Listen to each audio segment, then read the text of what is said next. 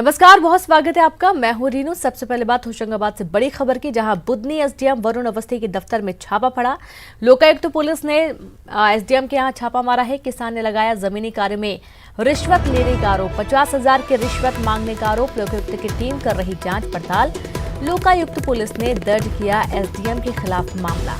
तो बड़ी खबर आपको दे रहे हैं होशंगाबाद से इस वक्त की बड़ी खबर। बुधनी एसडीएम वरुण अवस्थी के दफ्तर में छापा। लोकायुक्त पुलिस ने छापा मारा। एसडीएम के यहां छापा पड़ा है। किसान ने जमीनी कार्य में रिश्वत लेने का आरोप लगाया था। 50,000 की रिश्वत मांगने का आरोप लगाया था। लोकायुक्त की टीम कर रही मामले की पड़ताल। लोकायुक्त पुलिस ने एसडीएम के खिलाफ मामला दर्ज किया है। और संवाददाता शैलेंद्र जुड़ गए। शैलेंद्र, पूरा मामला। जी रीनू, सीहोर जिले की बुधनी तहसील का पूरा मामला है। एसडीएम वरुण अवस्थी के घर पर लोकायुक्त पुलिस ने दफ्तर में लोकायुक्त पुलिस ने रेड की है।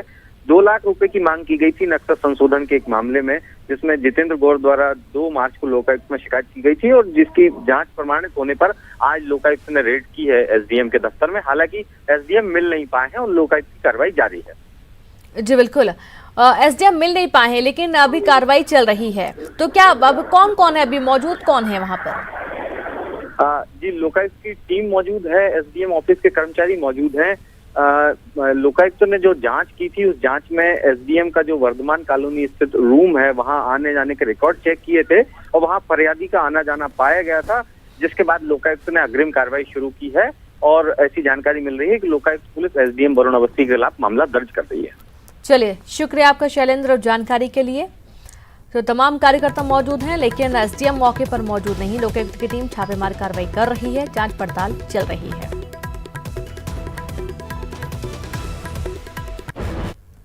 और खबर झाबुआ से, केमिकल ड्रम में विस्फोट हुआ। अवैध रूप से रखे केमिकल ड्रम में विस्फोट हो गया। केमिकल रखे 10 ड्रम में आग लग गई। इंदौर अहमदाबाद हाईवे के पिटोल स्थित ढाबे की पूरी घटना। धमाके के साथ ड्रमों में लगी आग। कड़ी मशक्कत के बाद आग पर काबू पाया गया। ढाबे पर टैंकर से केमिकल निकालने का काम होता था। तो बड़ी खबर झाबुआ से, केमिकल ड्रम में विस्फोट हुआ। अवैध रूप से रखे केमिकल ड्रम में विस्फोट हुआ है। 10 ड्रमों में आग लग गई है। इंदौर अहमदाबाद हाईवे के पिटोल स्थित ढाबे की पूरी घटना सामने आई है। धमाके के साथ ड्रमों में आग लग गई। कड़ी मशक्कत के बाद आग पर काबू पाया गया। ढाबे पर टैंकर से केमिकल निकालने का काम होता था। और संवाददाता वीरेंद्र जुड़ गए। वीरेंद्र, बहुत बड़ी घटना सामने आ रही है आगजनी की। अभी क्या हालात बने हुए, क्या आग को बुझा लिया गया? देखिए रेनू, बिल्कुल अभी फिलहाल आग पे काबू पा लिया गया, लेकिन इसमें एक प्रशासन की बड़ी लापरवाही सामने आ रही। लगातार इस तरह की शिकायत मिलती रही कि हाईवे के आसपास इस तरह की गतिविधियां होती रही हैं। वहां से जो केमिकल के जो टैंकर गुजरते हैं, उनसे लगातार केमिकल चोरी करने का, उसको फिर अवैध रूप से भंडारण, उसको बेचने का लगातार ये बात सामने आती रही है। लेकिन उसके बाद भी अभी तक कोई बड़ी कार्रवाई इसको नहीं दिखी और इसकी परिणति हुई कि आज ये बड़ा धमाका 10 केमिकल के ड्रम में हुआ है। हालांकि गनीमत ये रही, किसी को चोट नहीं आई है, कोई जख्मी नहीं हुआ, लेकिन बड़ा धमाका हुआ और करीब 3 किलोमीटर से दूर तक ये आग की लपटें उठती हुई दिखाई दे रही थी। जी, इतना बड़ा हादसा हो गया है, कोई जान माल का नुकसान, कोई झुलसा क्या? देखिए, अभी जो शुरुआती जानकारी मिल रही है, यही मिल रही है कि केवल विस्फोट हुआ, आसपास कोई था नहीं, तो किसी जान माल की हल्की की भी कोई खबर नहीं है। जी, अब यहाँ पर जैसा कि आप बता रहे हैं, प्रशासन की कोई बड़ी लापरवाही यहाँ पर सामने आ रही है। अब इतना बड़े मात्रा में केमिकल रखा हुआ था, अब ये केमिकल यहाँ कैसे रखा, इसके कोई जानकारी किसी को नहीं है। अचानक से हादसा हो जाता है। क्या अभी भी कोई कार्रवाई की बात सामने नहीं आई है? देखिए, अभी फिलहाल प्रशासन का हादसा कुछ ही देर पहले हुआ, करीब आधे घंटे पहले ही हादसा हुआ है, तो प्रशासन की टीम मौके पहुंच रही है। लेकिन जैसा कि हम अभी बता रहे थे कि इंदौर अहमदाबाद के पास में जो पिटोल है, वहां पर गुजरात के बॉर्डर के पास में ढाबा है, वहां पर ये अवैध रूप से केमिकल रखा हुआ था। और वहां से जो टैंकर गुजरते हैं केमिकल के, उनसे ये निकाला जाता था और वहां फिर अवैध रूप से भंडारण करके रखा जाता था। चलिए, शुक्रिया आपका वीरेंद्र तमाम जानकारी के लिए। तो अवैध रूप से ये भंडारण किया गया था। हालांकि आग को बुझा लिया गया है। अभी तक कोई जान माल का नुकसान की कोई खबर नहीं आई है।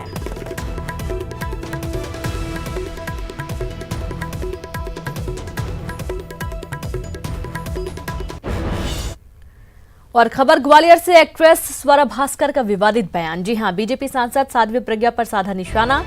हमने आतंकी के आरोपी को संसद में भेजा। क्या आतंकी के आरोपी को संसद भेजना एंटी नेशनल नहीं होता? बड़ी खबर आपको दे रहे हैं। हालांकि जब साध्वी प्रज्ञा सिंह ठाकुर चुनाव के दौरान जब चुनाव के लिए चुनावी मैदान में उतारी गई थी, उसी वक्त से ये हमला हो रहा है। एक्ट्रेस स्वरा भास्कर के विवादित बयान आया है। बीजेपी सांसद साध्वी प्रज्ञा पर उन्होंने निशाना साधा। उन्होंने कहा कि हमने आतंकी के आरोपी को संसद में भेजा। क्या आतंकी के आरोपी को संसद भेजना एंटी नेशनल नहीं होता? तो इस वक्त इस समय देखा जा रहा है कि पिछले कुछ दिनों से राजनीति में बहुत ज्यादा सक्रिय नजर आ रही हैं स्वरा भास्कर, और एक बार फिर से उन्होंने एक विवादित बयान दिया है जब उन्होंने भोपाल सांसद साध्वी प्रज्ञा सिंह ठाकुर पर निशाना साधा।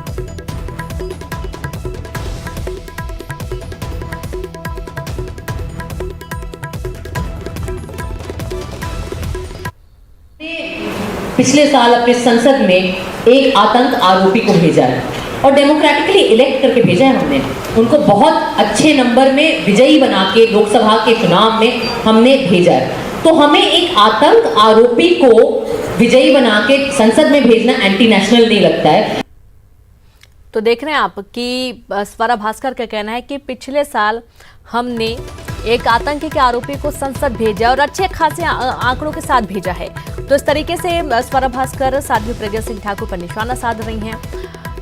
हालांकि उनके बयानों के अटपटे बयानों की वजह से हमेशा सुर्खियों में रहती हैं साध्वी प्रज्ञा सिंह ठाकुर, लेकिन इस वक्त एक बार फिर से उनके ऊपर सवाल खड़े हुए हैं और संवाददाता सुशील जुड़ गए हैं। सुशील, अच्छा खासा कार्यक्रम, साध्वी प्रज्ञा सिंह ठाकुर एक बार फिर से सुर्खियों में आई, उनके ऊपर निशाना साधा गया। बिल्कुल, देखिए सबसे बड़ी बात तो ये कि मध्य प्रदेश सरकार के महिला बाल विकास विभाग का ये कार्यक्रम था ग्वालियर में बिटिया उत्सव। इसमें मध्य प्रदेश में बिटियाओं को बढ़ावा देने के लिए उत्सव का आयोजन किया जाता है। इसी में उसे चीफ गेस्ट के तौर पर आज बुलाया गया था। स्वरा भास्कर ग्वालियर पहुंची थी और जब उन्होंने उद्बोधन दिया तो अपने उद्बोधन में उन्होंने कई आपत्तिजनक बातें कही है, जिसमें साध्वी प्रज्ञा को आतंक के आरोपी बताया और ये भी कहा गया कि उन्हें काफी ज्यादा भारी वोटों से हमने जिताकर भेजा है, ये एंटी नेशनल नहीं है। इसके अलावा जब मैं दिल्ली जाऊंगी तो मेरी आइडेंटिटी हिंदू रहेगी और हिंदू के रूप में जब मैं वहां रहूंगी तो दिल्ली पुलिस उस हक से मुझे लाठी नहीं मारेगी जिस हक से उन्होंने दंगे के दौरान मुस्लिमों को लाठियों से मारा। तो कहीं ना कहीं इस तरह के भड़काऊ जो बयान है वो उनको लेकर स्वरा भास्कर सुर्खियों में रहती है। और कहीं ना कहीं आज भी जो उन्होंने बयान दिया था और एक सरकारी कार्यक्रम में जिसमें बेटियों को बढ़ावा देने के लिए कार्यक्रम का आयोजन किया गया था, ऐसे कार्यक्रम में इस तरह के आयोजन कहीं ना कहीं निश्चित तौर पर आपत्तिजनक है। बीजेपी के लोगों ने भी और हिंदू सेना के लोगों ने भी उनके बयान पर आपत्ति उठाई है और संभवतः कल इसको लेकर वो प्रशासन को एक ज्ञापन भी सौंपेंगे कि स्वरा भास्कर इस तरह से सार्वजनिक तौर पर इस तरह की भाषा का इस्तेमाल करती है जिससे दो समाजों के बीच जो है विद्रोह की स्थितियां बनती हैं। बिल्कुल, साथ ही सुशील, जिस तरीके से स्वरा भास्कर बयान दे रही हैं, जाहिर तौर पर वहां पर अच्छा खासा कार्यक्रम था, लगभग सभी बड़ी पार्टियों के वहां पर समर्थक भी मौजूद थे। क्या कोई विरोध प्रदर्शन नहीं किया गया आसपास? देखिए, ये कार्यक्रम मूलतः मध्य प्रदेश सरकार के महिला बाल विकास विभाग का था, तो इसमें छात्राएं, इसके अलावा जो मुख्य वक्ता के तौर पर इन लोगों को बुलाया था ये थे। इनके अलावा और भी जो आम महिलाएं थी, महिला बाल विकास विभाग से जुड़ी या फिर स्कूल की छात्राएं, वो लोग मौजूद थे। यहाँ पर दूसरी पार्टी के या अन्य कांग्रेस पार्टी के भी कार्यकर्ता इस तरह मौजूद नहीं थे। यही वजह है कि हंगामा नहीं हुआ, लेकिन हिंदू सेना ने जरूर इसमें चेतावनी दी है कि कल वो प्रशासन को इनके खिलाफ मामला दर्ज करने के लिए ज्ञापन देंगे और आंदोलन करें। बिल्कुल सुशील, और एक बार फिर से सुनाते हैं स्वरा भास्कर ने क्या कहा। हमने पिछले साल अपने संसद में एक आतंक आरोपी को भेजा है और डेमोक्रेटिकली इलेक्ट करके भेजा है हमने। उनको बहुत अच्छे नंबर में विजयी बना के लोकसभा के चुनाव में हमने भेजा है। तो हमें एक आतंक आरोपी को विजयी बना के संसद में भेजना एंटी नेशनल नहीं लगता है। तो देखा आपने किस तरीके से स्वरा भास्कर इस वक्त एक ऐसे बयान देकर वो घिरती भी नजर आएंगी, क्योंकि इस वक्त देखा जा रहा है कई संगठन ऐसे हैं जो कि इनका विरोध कर रहे हैं और लगातार इनका विरोध पिछले कुछ दिनों से होता भी आ रहा है। एमपी का सियासी घमासान जारी है। कांग्रेस विधायक हरदीप सिंह डंग के इस्तीफे की खबर के बाद कल देर रात तक बैठकों के दौर के बाद आज भी बैठकों का दौर जारी है। बात चाहे कांग्रेस की हो या फिर बीजेपी, दोनों ही दल बैठक दर बैठक कर रहे हैं। दिल्ली से भोपाल तक रणनीति बन रही है। सीएम कमलनाथ ने कई मंत्रियों के अलावा दिग्विजय सिंह के साथ चर्चा की। थोड़ी देर पहले बीजेपी विधायक नारायण त्रिपाठी सीएम से मिलकर निकले। उनका कहना था क्षेत्र के विकास के लिए जितनी बार सीएम से मिलना होगा वो मिलेंगे। वहीं बीजेपी के नरोत्तम मिश्रा, राकेश सिंह के अलावा दूसरे नेता दिल्ली में डेरा डाले हुए हैं और इस बीच आरोप प्रत्यारोप का दौर जारी है। हालांकि सरकार की तरफ से दावा किया जा रहा है कि ऑल इज वेल है।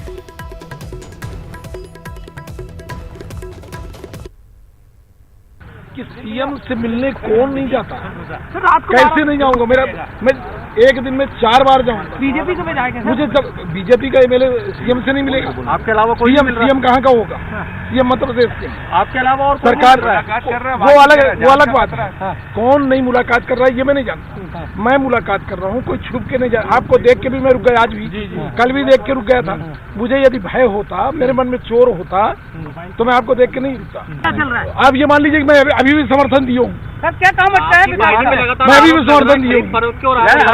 अभी भी समर्थन, अभी भी कांग्रेस समर्थन दिए हुए हैं। फिर बोल रहा हूँ ना, अभी भी समर्थन दिया। आपके सहयोगी जो है, आपके साथी विश्वास सारंग कह रहे हैं कि जान का खतरा है सरकार। वो मेरे बहुत अच्छे मित्र हैं।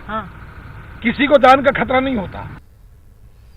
तो वहीं सीएम हाउस से बाहर निकले दिग्विजय सिंह, सीएम कमलनाथ से मिलकर दिग्विजय सिंह बाहर निकले। शिवराज सिंह चौहान पर कई गंभीर आरोप भी लगाए। सरकार को गिराने की कोशिश कर रही है बीजेपी, हम उन्हें सफल नहीं होने देंगे। शेरा को लेकर बोले, अरविंद भदौरिया से पूछिए। आपको बता दें, दिग्विजय सिंह काफी भड़के भी बीजेपी के ऊपर।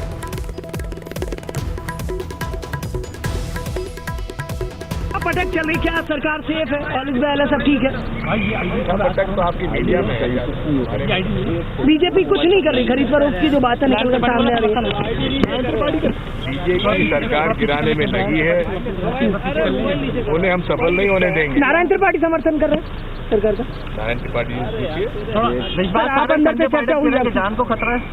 इनकी जान संजय पाठक और विश्वास सर रिपोर्ट करें थाने में, बताएं किससे खतरा है।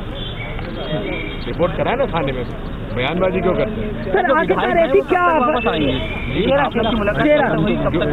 अरविंद भदौरिया से पूछ ले, कब बता देंगे। अरविंद भदौरिया ले गए उनको। सर डंग को लेकर कोई चर्चा हुई है? डंग ने इस्तीफा दिया है। वो इस्तीफा नहीं है, वो तो वक्तव्य है। चेहरा कल आ रहा है, निर्दलीय विधायक है, कल मुलाकात करेंगे। मैंने उनका भी बयान देखा। और इसी बीच मंत्री जीतू पटवारी का बयान आया, हम समृद्ध मध्य प्रदेश बनाएंगे।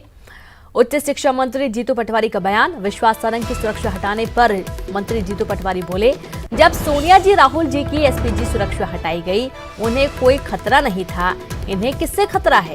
तो जीतू पटवारी का ये बयान आया है, जहां पर सोनिया गांधी और राहुल गांधी की जब एसपीजी सुरक्षा हटाई गई है, उन्हें कोई खतरा नहीं था, तो इन्हें किससे खतरा है? तंज कसते हुए बयान दिया विश्वास सारंग, जैसा कि प्रेस कॉन्फ्रेंस करके बोल रहे थे कि उनकी सुरक्षा हटा दी गई, उनके गनमैन बदल दिए गए हैं और बोला गया है कि जल्दी नए गनमैन लगाए जाएंगे। कब तक लगाए जाएंगे ये कोई तारीख तय नहीं की गई है। तो विश्वास सारंग के बयान को लेकर मंत्री जीतू पटवारी ने जवाब दिया, जब सोनिया जी राहुल जी की एसपीजी हटाई गई, उन्हें कोई खतरा नहीं था, तो इन्हें किससे खतरा है?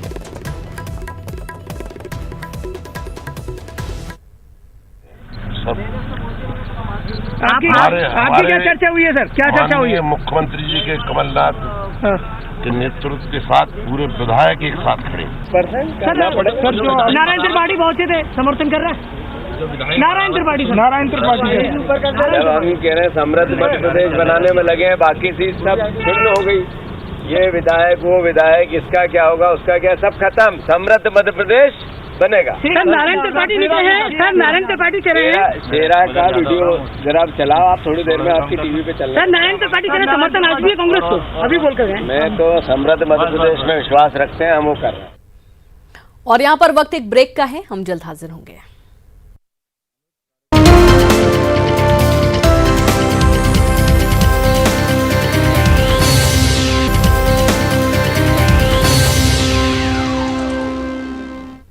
ब्रेक के बाद एक बार फिर से आप सभी का स्वागत है। प्रदेश में मचे घमासान के बीच सीएम कमलनाथ ने ताजा घटनाक्रम पर बयान दिया। सीएम ने कहा कि राजनीतिक दलों के अपने सिद्धांत होते हैं और ऐसे में चाहे बीजेपी हो या फिर कांग्रेस, हमें ये कोशिश करनी चाहिए कि राजनीति में गिरावट ना आए। सीएम ने कहा कि मध्य प्रदेश की छवि ऐसी बनानी है जिससे लोग ये कहें कि एमपी का नेता बिकाऊ नहीं है।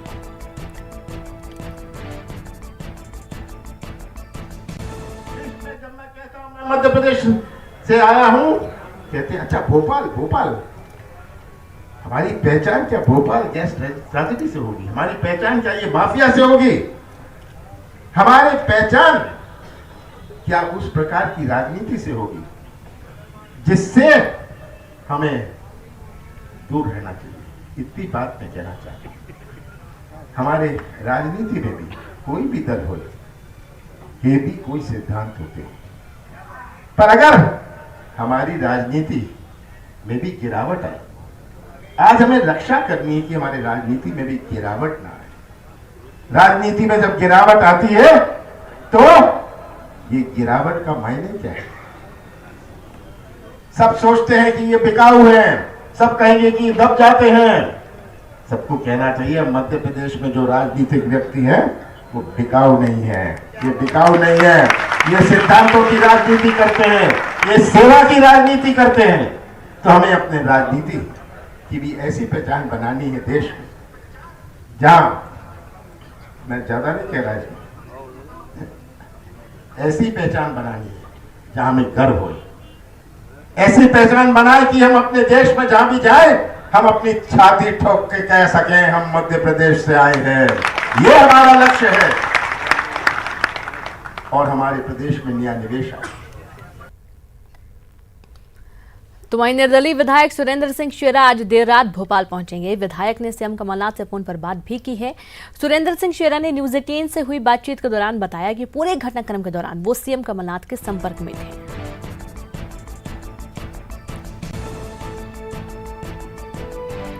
तो सीएम कमलनाथ से लगातार संपर्क में रहे शेरा का बयान आया है। सीएम से बात उनकी लगातार हो रही थी और उनका ये भी कहना है कि मुझे बहुत परेशान किया जाता रहा, उनकी गाड़ी को 2 बार रोका गया जिस वजह से उनकी फ्लाइट मिस हो गई है। अब देर रात की फ्लाइट से वो पहुंचने वाले हैं, तो कयास लगाए जा रहे हैं कि देर रात या फिर कल सुबह तक शेरा भोपाल पहुंचेंगे।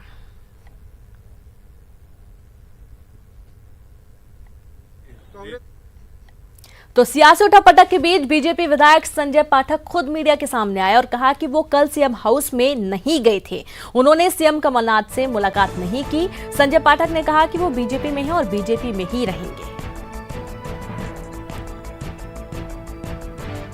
संजय पाठक जी, आपके लेकर कई सारे सवाल आ रहे हैं सामने कि आप सीएम हाउस गए या नहीं गए, हालांकि आपने इनका खंडन किया है। क्या आखिरकार इस पूरी सच्चाई है और क्यों आपको लेकर इस तरीके की बातें हो रही हैं? बहुत स्पष्ट रूप से अगर आप जानना चाहते हैं तो स्पष्ट भी आज कर देना चाहता हूं कि हर संभव प्रयास किए गए कि मैं कांग्रेस पार्टी में वापस आ जाऊं और हर प्रकार के बातें मेरे साथ आई। मुझे इतिहास भी याद दिलाया गया जो कि मुझे याद है। मैं स्पष्ट फिर कर देना चाह रहा हूं कि जो भी घटनाक्रम हो रहा है मेरे कांग्रेस नहीं जाने के कारण हो रहा है। मैं कांग्रेस नहीं जाऊंगा, भारतीय जनता पार्टी में था, हूं और अंतिम सांस तक रहूंगा। आपके बारे में कहा जा रहा है कि आपने कहा कि आपकी जान को भी खतरा है, ऐसी कौन सी बात है? कोई बात हुई है, उसका समय आने पे खुलासा करूंगा। ये है संजय पाठक जो इस वक्त हमसे बात कर रहे थे। उनका कहना है कि जब तक वो जिंदा रहेंगे तब तक कांग्रेस में नहीं जाएंगे। हालांकि उन्होंने एक बड़ा खुलासा न्यूज 18 पर किया है कि उनसे संपर्क करने की कुछ कांग्रेस के नेताओं ने कोशिश की, लेकिन वो नेता जो आज उनके ऊपर सवाल उठा रहे हैं, दिग्विजय सिंह ने उनके बारे में कहा कि उनको वो भटक गए हैं। वो नेता तब कहाँ थे जब उन्हें कांग्रेस में अपमानित किया जा रहा था और अब जबकि वो बीजेपी में हैं तो फिर वो बीजेपी में ही रहेंगे। कैमरामैन दीपक के साथ शरद श्रीवास्तव, न्यूज 18 भोपाल। और इसी के साथ इस बुलेटिन में इतना ही। एक छोटे से ब्रेक के बाद भी खबरों का सफर लगातार जारी।